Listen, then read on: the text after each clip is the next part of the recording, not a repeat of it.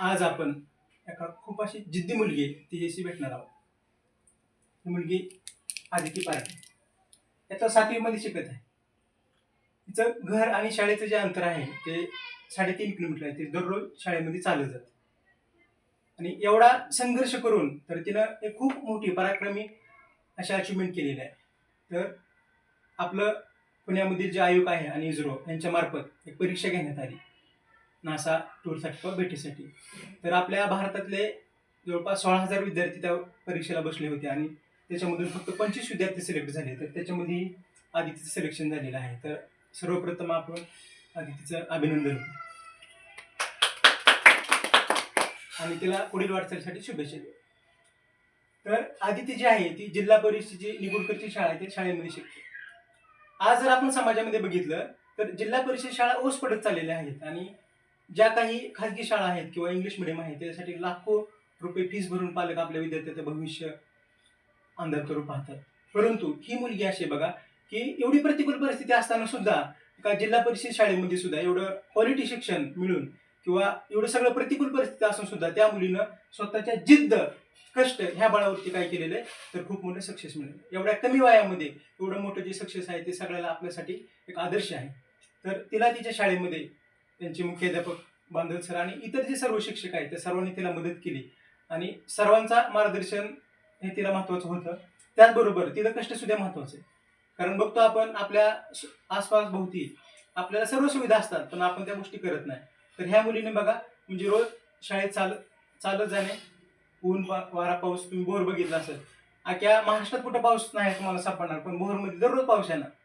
तर अशा ऊन वारा पावसामध्ये ती मुलगी चालत जाते, झेडपीच्या शाळेमध्ये शिकते आणि तिथं जे काही तिला शिकवलं तर त्याच्या माध्यमातून तिला जी संधी मिळाली त्या संधीचं तिने काय केलेलं आहे खूप मोठं सोनं केलेलं आहे. आणि तिची एक मी इंटरव्ह्यू बघितली त्याच्यामध्ये तिने खूप छान अशी उत्तरं दिली होती. म्हणजे एक जबाबदार नागरिक आपल्या देशाचा कसा असू शकतो.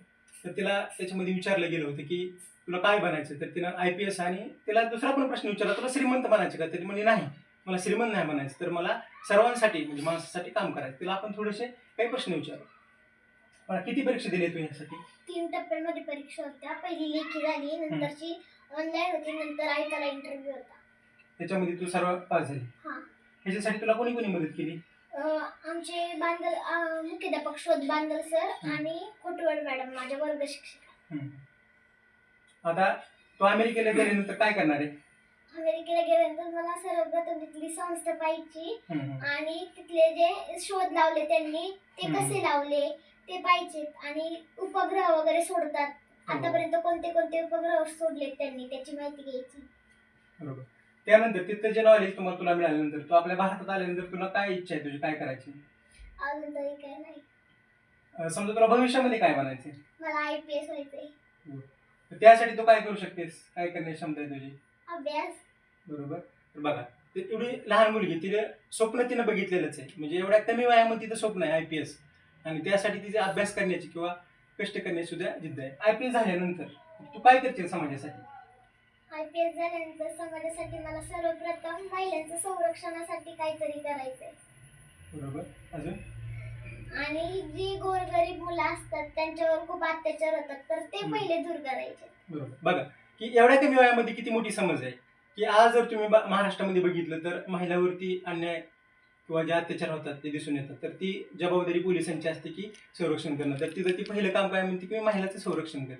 म्हणजे एवढ्या कमी वयामध्ये तिथं महिला सबलीकरण जे आहे तर ती गोष्ट तिला याच्यामधून बघा समजून येते की आपण काय केलं पाहिजे. आणि त्यानंतर जी गोरगरीब मुलं आहेत तर त्यांना सुद्धा मुख्य प्रवाहामध्ये आणण्यासाठी काम करण्यासाठी. तर आपण सर्वजण काय करू, आधी तिला नासा या संस्थेत जाण्यासाठी खूप खूप शुभेच्छा देऊ.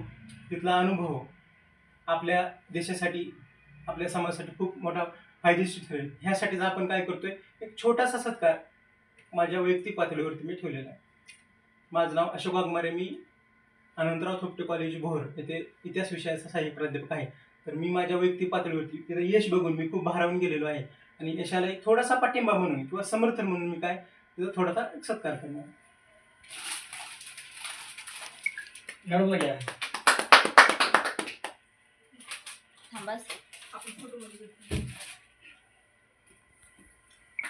त्यानंतर ही ज्या संस्थेमध्ये चाललेली आहे तर त्या संस्थेमध्ये बघा आपल्या भारतातल्या पहिल्या महिला कल्पना चावला, सुनीता विल्यम्स, APJ अब्दुल कलाम आणि जगामध्ये ज्यानं जग बदलण्यासाठी जे काय असे महान विचारवंत आहे, त्यांना स्टीव्ह जॉब असतील, Jack Ma, Bill Gates, Elon Musk, Mark Zuckerberg.